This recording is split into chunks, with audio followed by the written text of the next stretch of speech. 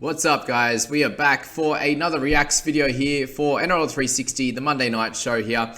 Going to kick it off with the boys talking about the August 1 deadline for player transfers between clubs and just why the rule was brought in. It was brought in for COVID, so they dropped it back a little bit with a few people being stuck in Queensland and stuff like that. So definitely made sense, but they should have changed it back after that year. So that was the theory that they're talking about, and then I'll make my comment afterwards.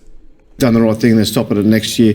The fact is, this is wrong for so many reasons, this August 1 deadline, because it's allowing teams to troubleshoot their rosters. The part of the game's appeal is your 30-man squad gets you through the year, and it's the attrition and the endurance to last the season and to get to the finals in a good state of fitness. If you can't do that, or for whatever reason things have impacted on that, so be it. But that's part of the magic of the competition. That's what allows some of these great stories to jump up out of the ground. And anyway, look, I'm glad that they're getting rid of it because it just needed to go. For a game that's been founded on tribalism, it just cheapens that whole concept because for the weaker clubs, what does it say for their fans? They don't get anything out of the fact that the strong clubs sit back, know the deadline's looming, know they've got time. Look at the Storm. How many players did they go after? From Reece Walsh to Adam Dewey to Chance Nickel-Klukstar. The list went on and on before they got Nofaluma. That can't be sitting well. Just a quick one on that. Why are they singling out the Storm? Like, every team has the ability to go out and get players. So, isn't that kudos to Storm for going out and trying to fix up some of the issues they got? They're low on outside back, so why wouldn't you go out and go for those players? I don't know why it's different for any team. With the clubs down the bottom of the ladder. And what it also did was it benefits the top teams because they get the opportunity to sit there and basically make a couple of late decisions to strengthen their roster. Benefits the bottom teams because they sit there and think, okay, what this will do by allowing our players to be rented out, loaned out for the rest of the year, gives us salary cap room into next year's salary cap. But for those middle teams, particularly teams 6, 7, 8, 9, 10, 11, 12, they get no benefit out of it, and they're actually, I believe, harmed by it because they can't troubleshoot because they do get some benefit, Candy, in that they get some cap pressure off for next year and they can advance. Yeah, so what he's saying about the top teams, yep, okay, if they want to grab a player for this year, that obviously doesn't help them for salary cap reasons, but helps them a good chance of winning the comp. For the guys at the bottom, they get some salary cap relief for next year. So if they loan out 70k, for example, a guy that for the rest of the season he's on 70k for that pay packet, that's going to help them out. They have that; they're allowed to use an extra 70k next year in their salary cap. So that's a good thing. The middle teams, I can see why it would be a little bit of an issue, just for the fact that they're probably not going to loan out any of their players, so they can only buy. Well, most likely they're only going to buy in this case, but remember, it is an open market. They can do whatever they want. They can buy, they can go, oh, this guy's not working exactly for us, I'll loan him out to you and we can have someone back. Like, you can still do that. If you are in the middle, if you're an 8th, 9th, 10th team and you're looking to push into to come 6th or something like that, and you think you need this type of player for the rest of the season, then you could do that. But I definitely understand what they're meaning. Like, you got your 30-man squad for a reason, but what if 7 of those guys go down with ACLs and a lot of them in the same position? Then you're bringing in guys that aren't ready for first grade, and I get that. But this is there for a reason. Yes, it's going pretty late into the season, but overall, it's I still think it's fine. I'm fine with them moving it back, but also the argument there just seems a bit silly to me, because each team has a free opportunity to do what they want, and if whatever position you're in on the table is the type of decision you're going to make, is my personal opinion. Pedestrian attack. They are continually setting up for the next play, but the next play never actually comes. The strike play in each set of 6 just doesn't arrive. It's a setup into a setup into a setup, and then finally they run a block play, and you think, is that what you've been setting up for? It's taking you 2 tackles to get there for it to run a simple block play. Like, the part of the magic of the way Penrith are playing is Penrith are coming at you every tackle with something. Even their little setup players have got something in there to just test you a little bit. Newcastle just run dud play into dud play into dud play. Well, a classic example of some of the errors that have been made by the Knights and the way that they have lost their way. You look at that young Bulldogs kid, Jacob Kiras, who scored 3 tries yesterday. They let him go. Just before that, Talking a little bit about the Knights halves, and obviously losing Pierce, you're losing that experience, and something they don't have much of in the spine, right? You got Brayley, who hasn't played all year, so he's back now, but he's still really young. You got Clifford, you got Milford, who's only come in late in the season, so it's irrelevant there. But fullback with Ponga, he's still super young as well, so they need that one leader. With that's why they were still able to make the finals last year with Piercy, is because he was that leader on the field, for example. So that's that, and then we're gonna. They generally talk about the how much the game has changed in terms of the way it's played, the rules that change each and every year. And this year, I think Brace is going to speak about in a sec, but he mentions that with that 6 again rule, it's now quick decisions. You're looking up. It's a bit more eyes up footy, and when you have those younger guys that haven't been around as much, they learn going through the ranks as very structured footy players.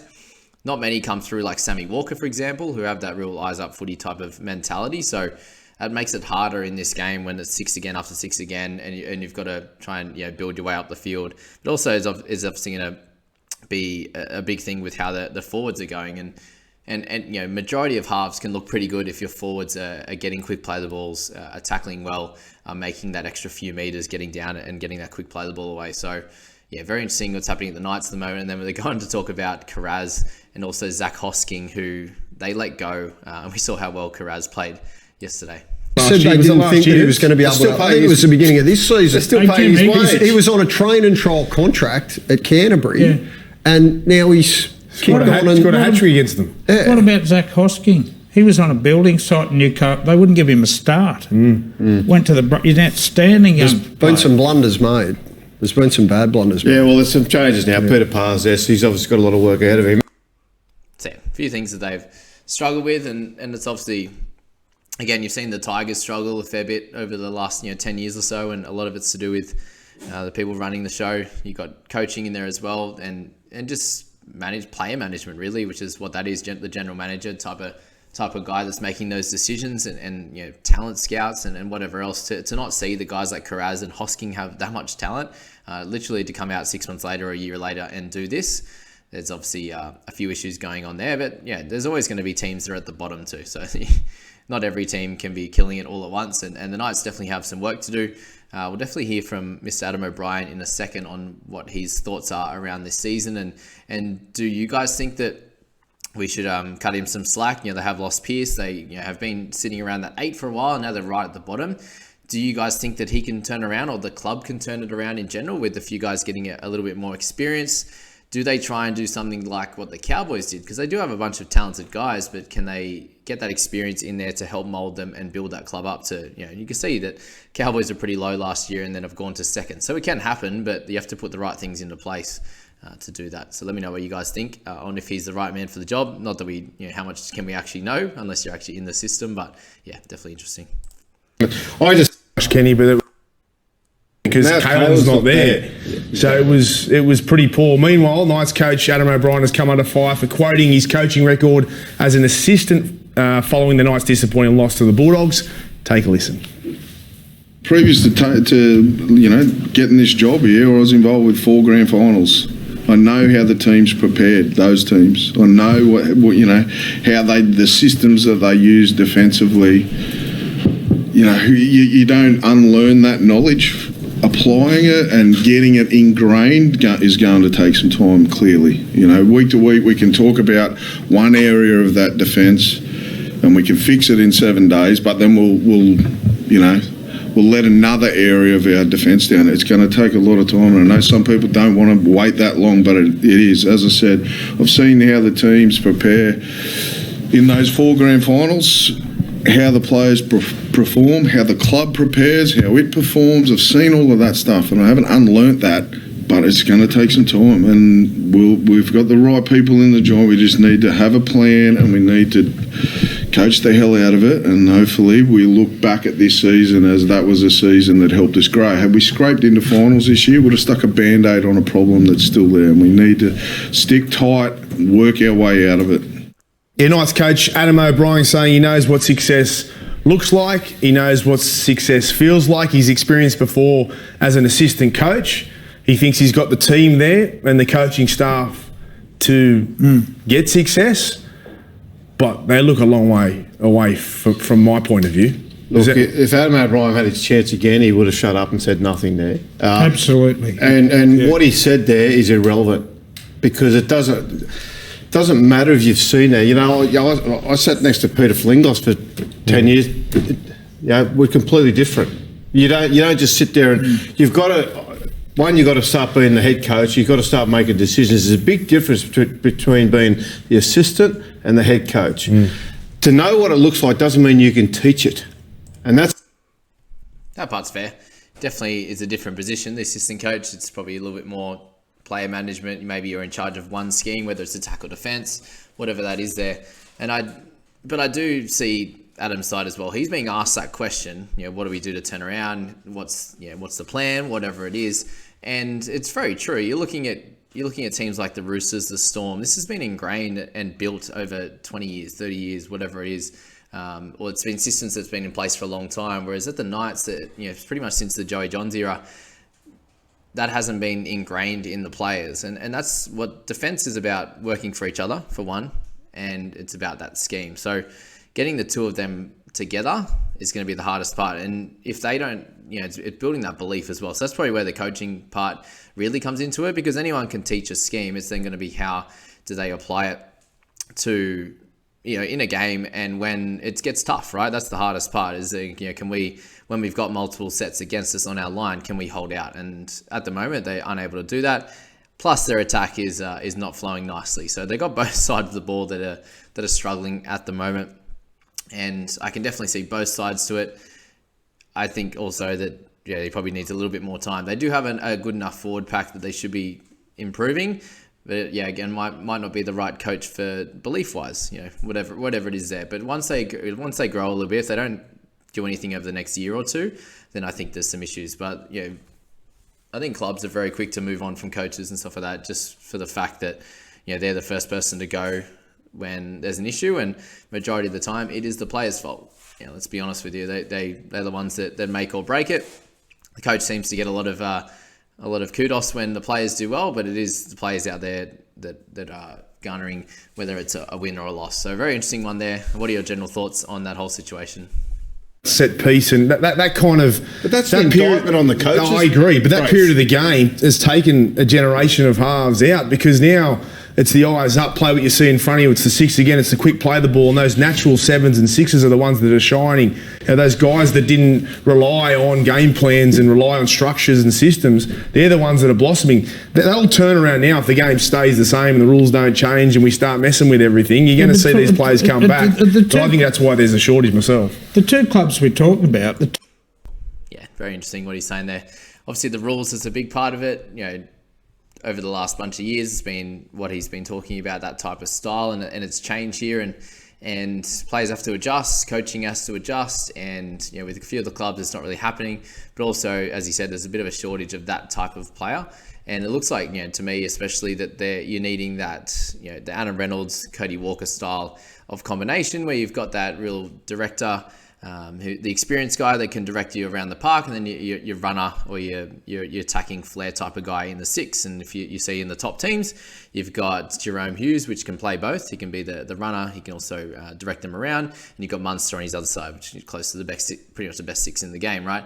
And then you've got similar with Luai and Cleary. Luai's more the runner, have that bit of flair. Cleary has both. And then there's some teams that just have the seven being that director and the six being very solid as a runner. It could be like a Jack White and Jamal Foggs that's working out at the moment.